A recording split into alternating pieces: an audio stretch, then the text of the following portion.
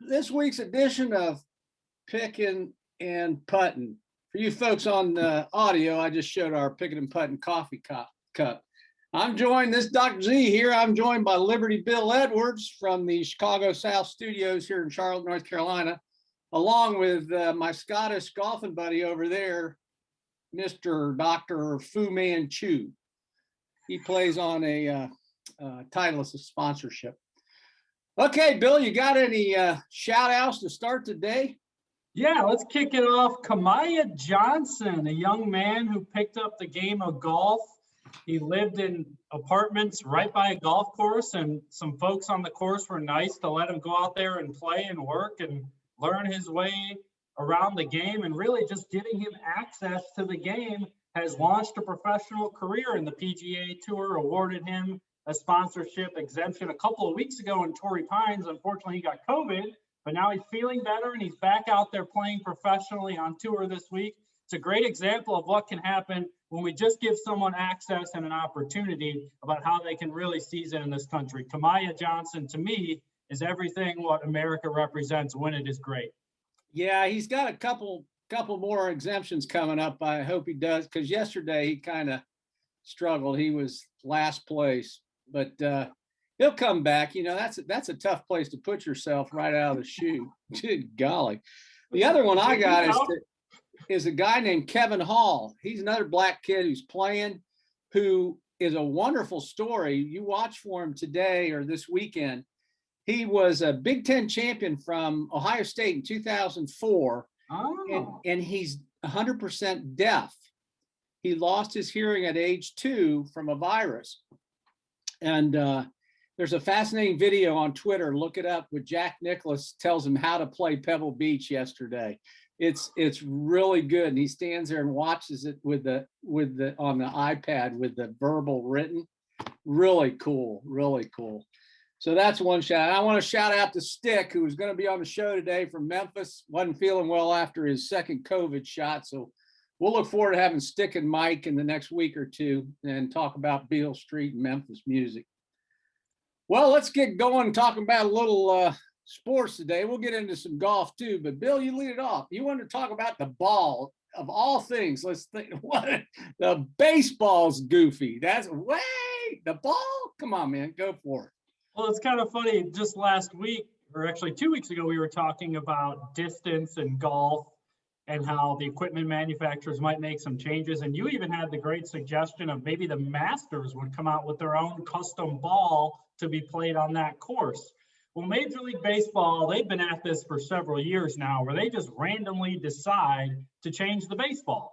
So for folks that aren't aware, they bought Rawlings. So that's the company you see when you go out to the sporting goods store that manufactures baseballs and gloves. They bought that company about 4 years ago. And ever since, for people that gamble on baseball like me and fantasy baseball, it's hard to keep up because every year the ball is different. So what they previously had been doing was modifying, to keep this as simple as possible. I'm not a physicist and I barely understand it myself. The outer layer, the outer shell of the baseball, they reduced that to reduce the drag on the ball. And we were seeing all these record home runs, right? And so now fans are complaining, even myself, hey, all we're seeing is home runs and strikeouts. So now they've deadened the ball by making the core of it less bouncy. So in theory, it won't bounce as much off the bat, but they absolutely have no idea how it's going to behave in practice. So we've got a whole new ball. We've got a partial season last year. They only played 60 of 160 games. So it'll be really hard to evaluate. But if you can't tell by my hat, it's 40 degrees and rainy outside. I'm ready for spring. I'm ready for baseball. Let's go. Well, don't you think I think it's hilarious in that baseball, the technological part of that baseball, it comes down to the stitching, the cover. Hey, have you ever heard of the golf ball? I mean, it's the same thing. It's the physics of the dimple structure. Look at the dimples on a Callaway ball versus a Titleist ball. Some have hexagons, some have circles, depth, all to reverse, to limit drag, limit spin. Same goes for the baseball. So the more exposed the stitching is, the more drag it has, allows the pitcher to throw a better sinker. Who the heck knows? But I think the fact that like you said, when they got into the numbers game where it was all about home runs and strikeouts, people, I think people want to see baseball. They want to see the third, like the right fielder throw a frozen rope to third base instead of just turning his head and watching it go over the wall to make it 4-2. I mean, I You think need both. To your point, the you only can't just have these home runs. The most exciting play in baseball is when the ball's in play and someone's running around the bases and you're trying to see if they're going to throw them out at the plate. I think the problem they have is what's the word I'm looking for? Oh, transparency. Where's the transparency in that? Like I've said to you, the most transparent, at least I think, ball in sports is probably a tennis ball, because whether it says Wilson, Spalding, Rick, whatever, they're made to the same specifications, and I still think that is the way it should be in all Yeah. sports, at least. No, the lack of transparency is comical because, again, Major League Baseball owns the single manufacturer of baseballs, right? Yeah. In golf, we see multiple manufactured golf balls out there by private companies. Major League Baseball makes these balls and doesn't bother to tell anyone when they changed them. This story came out from reporters at The Athletic, and then and only then did Major League Baseball acknowledge, yeah, we changed the ball. Teams have been making decisions this entire offseason, in theory, based on a totally different ball. They need to get their act together, and this is obviously the ball is an important part of the game. You know, behind the scenes, technologically, I'd be interested because, you know, all these golf balls, a large percentage of them are made in Japan. And I don't know whether that's because of the rubber, what it is about the making of the ball. But think about it. The Japanese, what are the two sports that they're just head over heels in love with? Golf and baseball. That's right. So I wouldn't be surprised you'd find some of the intricacies of the baseball, no matter who owns it, are made in Japan. Well, I'm glad you brought that up. The Korean baseball organization actually deadened their ball 2 years ago in trying to get ahead of the same problem Major League Baseball's having, where they were dealing with too many home runs and strikeouts. So the Korean Baseball League did this 2 years ago, and in a way, I think that gave Major League Baseball comfort that they could give it a try. So their numbers changed. Yeah, the home runs went down. Well, I guess we'll see. I mean, you know, I had another side. I saw this week, you know, you and I talked about the channel that, I don't know if it's ESPN or NBC. Oh, NBC, I think, Peacock or whatever, but the betting channel for golf. Yep. And I saw Justin Thomas made some really insightful comments about betting on golf. And I think golf, there's certain sports, golf, tennis, you know, singular sports, not team sports. I mean, we always worry about team sports. That's why they didn't allow them to have professional sports in Las Vegas for forever. But I have a hard time when you can bet on, you know, okay, here's the example. Did you see, and I don't know if this was real or not, but the guy who streaked at the Super Bowl, okay, he did a prop bet of $50,000 that there would be a streaker at the That is Super fake Bowl. news, but continue. Was it fake news? Yeah, it's been verifiably false. It's Oh, false. but I like the story. But the story, you could continue Yeah, with the story. So he supposedly sent out a friend, and then he won the prop bet at, like, you know, 350 and made $300,000. I was all for him if he did that, because you know, what the heck. I thought, but the point is that, fake news or not, that's an example of being able to manipulate the gamble. So, you know, if you have a second tier golfer and he knows that if, I don't know what it'd be. What's the odds that 3 guys are going to hit it in the ocean on 18 at Pebble Beach, and he comes up and, hey, only 2 guys have done it. You go, you're the over number. So he just snap hooks it in there because he's got 10 grand but through his buddy. I don't know whether they're opening up a can of worms or how you do that. What do you think? And JT, he also mentioned a fan could have a ton of money, and the fan might scream while the golfer's taking the club back to putt, because if the golfer misses the putt, the fan makes a ton of money. Or a volunteer on tour could potentially make a rules rule, which I don't understand that. The tour rakes in $1 billion a year. Can they pay people to be officials along the course instead of having volunteers? That's where the risk is. A volunteer that can decide an actual ruling that might have some action on it, they at least need to make sure those people aren't betting on the tournaments that they're volunteering. Well, you and I had that comment already a week ago when we talked about, when you talk about other professional sports, whether they're right or wrong, whether the field goal misses wide right and the guy calls it good, that's the way, that's it. So the betting community accepts that, the game, whatever. Well, if they're going to do that in golf is you even see tennis at the Australian Open going to the artificial intelligence for their line calls and stuff.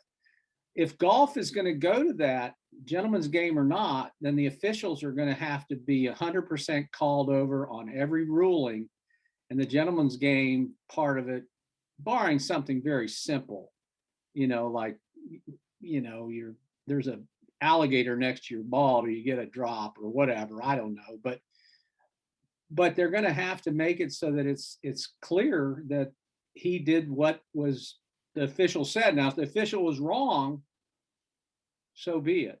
But you're right. I think let's get back to that bifurcation, right? Where we're going to see the pros playing under a different set of rules, and us amateurs, we take the drop, move along, but the pros are going to be held to a different standard. And I wonder if you saw this week, the PGA Championship is going to allow those distance readers out there on the course. I have two questions for you. Do you think it's really going to save any time out there? And two, do you think it's going to be accepted at all tournaments sooner than later? Probably, but I think, no, I don't think it'll speed it up. I mean, yesterday they played here's the deal with these guys. They've got their caddies who scouted, they know the distance from here to there. The club's actual markers are still there. So for example, where I play out here in North Carolina, they have the markers to the front of the green. So it's like the 150 markers, but they're to the front of the green, and then you have a pin sheet. So, I mean, I can walk up and walk out to a sprinkler head and know that I'm 157. Now that's me. Now, I don't know how far my 9-iron goes. Those guys know I hit it 152.5 yards. So that's part of the yardage.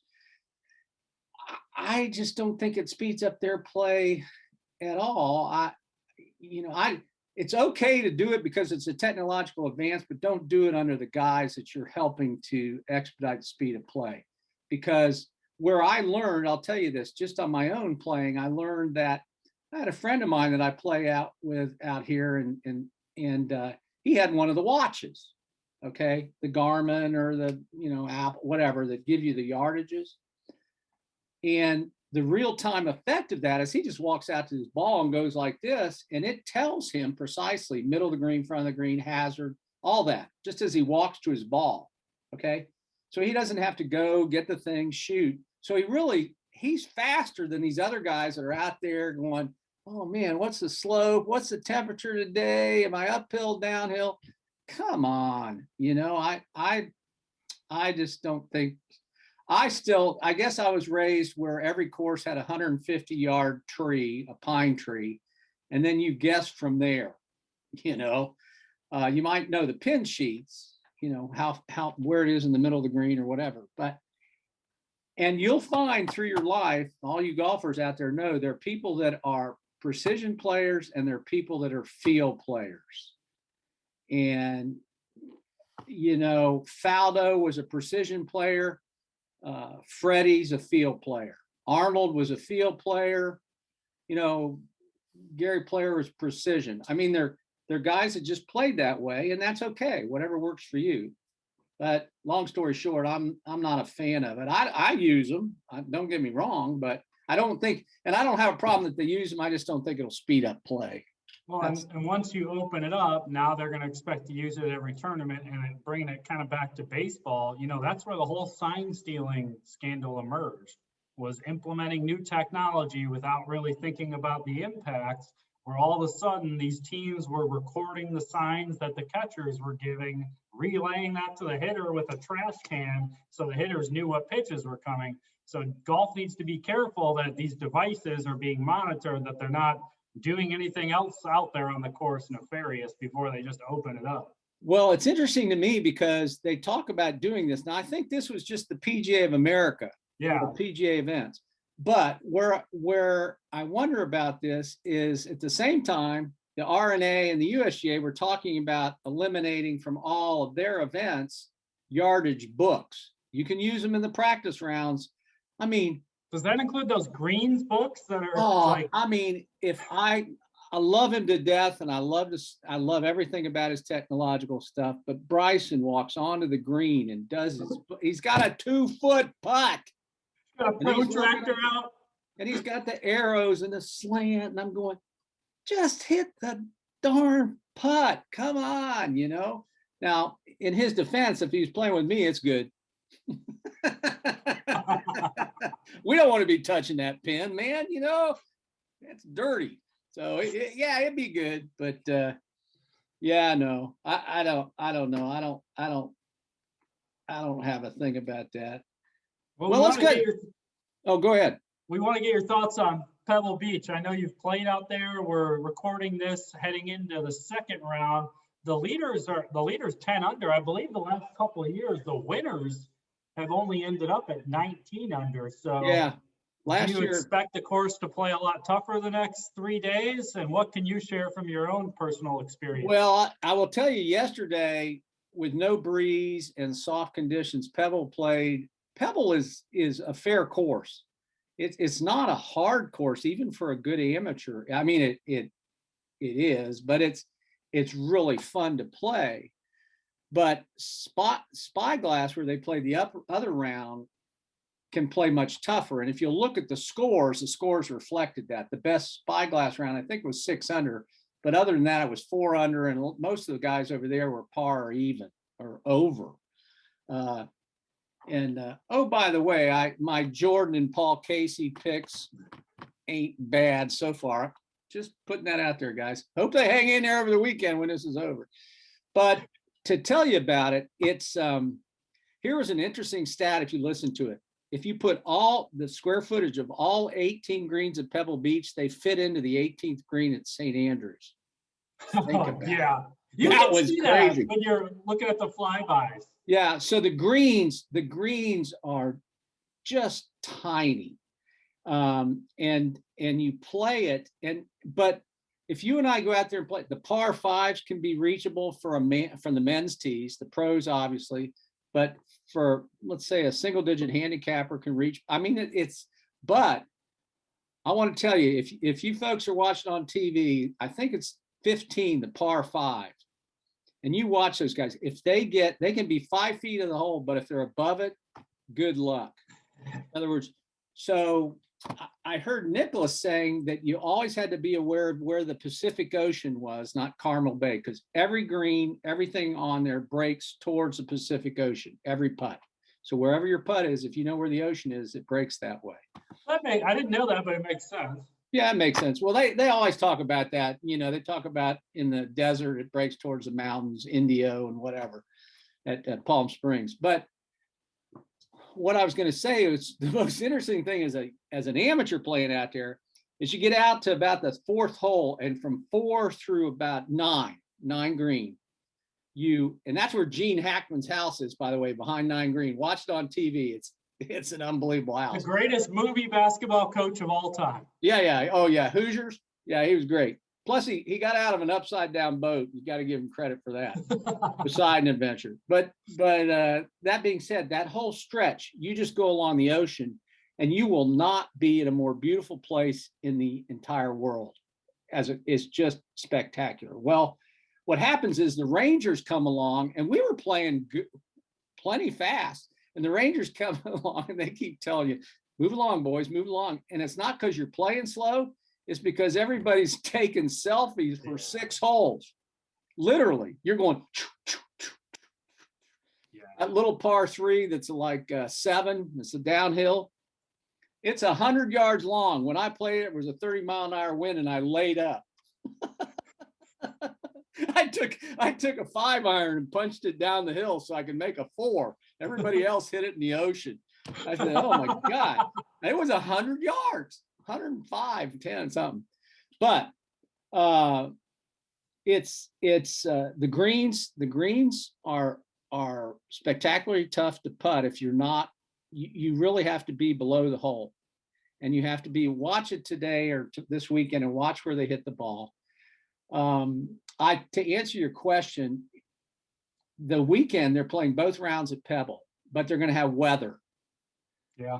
Weather makes it about everything. So I'll be interested to see how Jordan holds up, because he seems to have found his driver again and his confidence. So, I'm kind of pulling for him just because I'm pulling for him. But You and a lot of other people, and that drives up the price of him on the betting markets.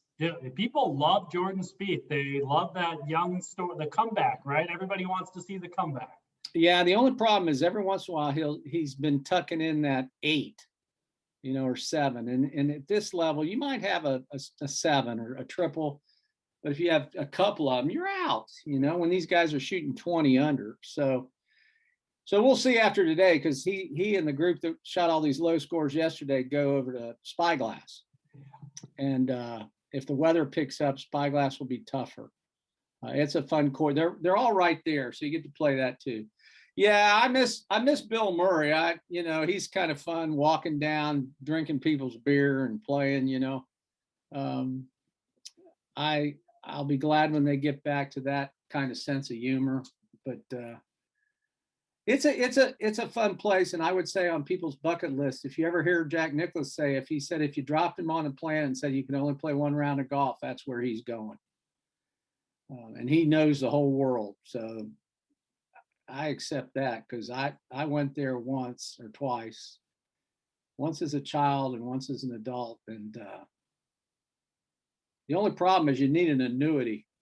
Well, I heard that if you join like the California Amateur Golf Association, and then you're willing to be flexible on your tee time, You can get a better rate. you can get more of like the resident rate, but that again requires you signing up for a membership and having flexibility. So I don't know. Yeah, well, if you stay at the Del Monte Lodge, which is the hotel that you see to the right of 18, and you go into the golf pro shop, it'll say, this is what, because remember this is the most amazing thing about life.